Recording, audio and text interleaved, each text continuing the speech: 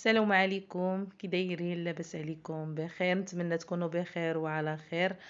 جيتكم فيديو جديد ووصفه جديده، كنتمنى اخوتي تعجبكم وتنال الرضا ديالكم. جيتكم بواحد الطريقه ديال الرز كتجي واعره وكتجي غزاله، وكيجي الرز حبه على حبه. كنتمنى خوتي هذا الفيديو يلقاكم باحسن الاحوال ويلقاكم بصحه جيده، وكنتمنى هذا الفيديو يعجبكم وينال الرضا ديالكم. وكنتمنى خوتي هاد الوصفات اللي كنقدم معكم يكونوا كيعجبوكم وينالوا الرضا ديالكم. وشكرا لكم بزاف بزاف على الدعم ديالكم وعلى التعاليق الزوينه اللي كتخليوها لي في القناه. لهلا يخطيكم عليا يا احلى متتبعين المطبخ ام براء.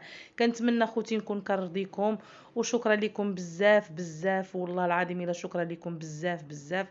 كنحاول نقدم معكم الوصفات الاقتصاديه والبسيطه وفي متناول الجميع. هذا الرز اخوتي كيجي زوين وكيجي خطير، غير جربوه وما تردوش، راه غادي يولي عندكم ادمان اخوتي. يلا بقاو معايا في الوصفه والطريقه ان شاء الله. عندي البنات الرز اللي اللي سلقته غير نص سلقه. عندي واحد الدجاجه، عندي خزو مسلوق عين نص سلقه، عندي واحد جوج بصلات محكوكين، عندي الشامبينيون، عندي قزبر ومعدنوس، عندي الكبيدات مقطعين، عندي الهريسه، عندي التوابل. بالنسبه للتوابل الابزار، سكنجبير، الخرقوم البلدي، القرفه، الملحه، ضمه ديال الزعفران. عندي كاس صغيور ديال الزيت. اول مرحله البنات كما قلت لكم عندي جوج بصلات محكوكين. صراحه البنات كيجي هذا الرز ما تشبعوش منه، خطير لواحد الدرجه غيترجع عندكم ان شاء الله معتمد عندكم. عندي الهريسه، انا خديت البنات اللي كيبغيو الحار يديروا الهريسه. صراحه الهريسه اللي صايبتها معكم في القناه. عندي قزبر ومعدنوس،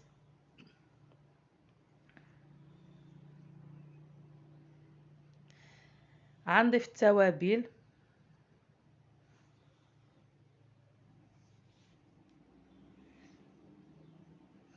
غير جربوها البنات وما تردوا، الصراحه كيجي زوين بزاف بزاف بزاف. وغنضيف هذا الكاس صغير ديال الزيت.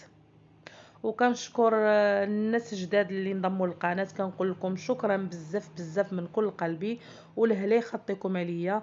وكنطلب من الناس اللي مازال ما انضمت للقناه مرحبا بكم والف مرحبا، باش القناه ديالنا تكبر، والا كبرت غتكبر بكم. وشكرا لكم بزاف بزاف بزاف على اللايكات اللي كتخليوها لي في القناه وعلى الفيديوهات. لهلا يخطيكم عليا يا احلى متتبعين المطبخ ام براء. كنتمنى القناه ديالي تعجبكم وتنال الرضا ديالكم، وكنتمنى هذا المحتوى اللي كنقدم معكم يعني نكون كنرضيكم كنلبي داكشي اللي ديك الوصفات اللي كنقدمها معكم يكونوا كيعجبوكم. وشكرا لكم بزاف بزاف اخوتي، ولهلا يخطيكم عليا. كما كتشوفوا دابا خديت ديك الدجاجه غندخل فيها داك الشرموله مزيان مزيان.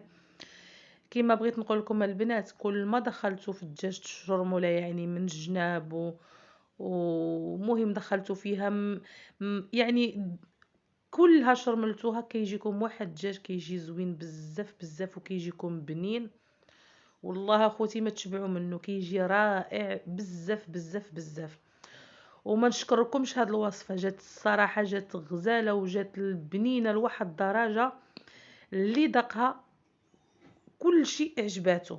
وكنتمنى حتى نتوما تجربوها وتعجبكم. غنبقاو غاديين حتى نشرملو هاد الدجاجه ديالنا مزيان وندخلو فيها الشرموله من الجناب. هانتوما كتشوفوا شرملتها مزيان. دابا غنحط على جنب غندوز نروز، يعني غندوز الروز ديالنا حتى هو نشرملوه بهاد الشرموله اللي بقات لينا، ما غنضيفو عليه حتى اضافات. بالنسبه للرز انا سلقته نص سلقه، درت له شويه ديال الملحه ومعلقه ديال الزيت ولا الزبده اللي كانت عندكم.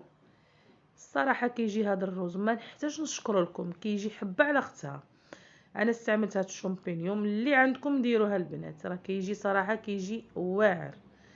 بالنسبه للكبيدات ما سلقتهم حتى شي حاجه، قطعتهم غير صغار.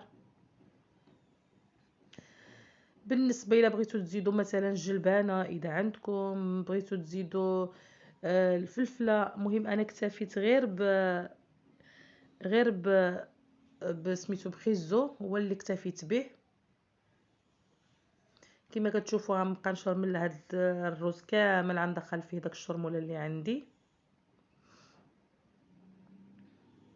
كيجي واحد البنه كتدخل فيه داك الشرموله اللي فيها داك التوابل، كيجي صراحه كيجي زوين بزاف بزاف بزاف.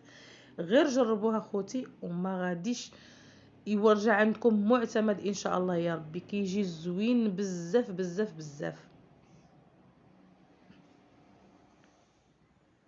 بالنسبه للرز ديروا الكميه اللي بغيتو. انا استعملت زلافه ديال الرز، خديت نقولوا 250 غرام.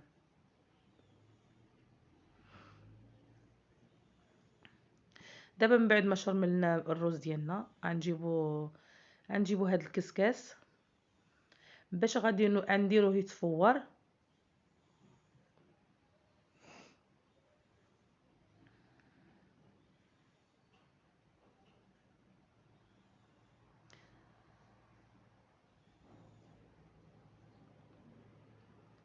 هانتوما خوتي دابا درتو في هاد الكسكاس.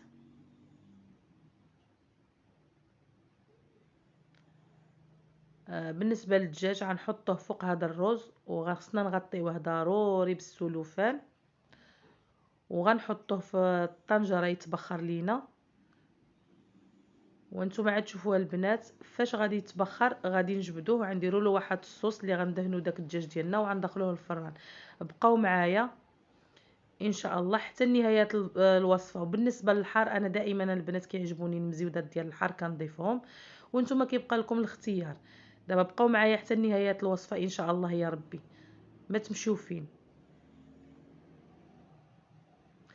بالنسبه لهاد لاصوص انا عملت فيها الزبده، عملت فيها الكركم، عملت فيها شويه ديال الملح باش كيجينا البنات. كما كتعرفوا الدجاج اذا درناه يتبخر كتنزل منه داك الملح، ضروري ما نعوضوا شويه ديال الملح باش كيجينا الدجاج كيجينا بنين وكيجينا زوين. غندهنوا بهاد لاصوص كامله وغندخلو ان شاء الله يا ربي للفران باش يتحمر لنا. وبقاو معايا ان شاء الله لنهايه الوصفه. وكما كتشوفوا بالنسبه للروز انا راه ما بينتوش معكم فاش تبخر لنا الروز. ضروري البنات قليتو شويه في المقله، ما ضفت عليه حتى اضافات، غير قليتو شويه، درت له 2 معالق ديال زيت العود وقليتو شويه في المقله. وها الشكل ديالو كيفاش جايه البنات، جا رائع، جا زوين، ما نقولكمش كيفاش جات هاد الوصفه، جات خطيره يا البنات. نتمنى هاد الوصفه هذه تعجبكم وتنال الرضا ديالكم. وشكرا لكم بزاف بزاف الناس اللي كتتابعني والناس اللي كتدعمني، كنقول لكم الله يخطيكم عليا يا احلى متتبعين المطبخ براء. كنتمنى الوصفات اللي كنقدمها تعجبكم وتنال الرضا ديالكم. وبقاو معايا اخوتي، وبقاو معايا مدعميني، وبقاو معايا فرحيني باللايكات وبالدعم ديالكم. وشكرا لكم بزاف بزاف بزاف. الله يخطيكم عليا يا احلى متتبعين المطبخ براء.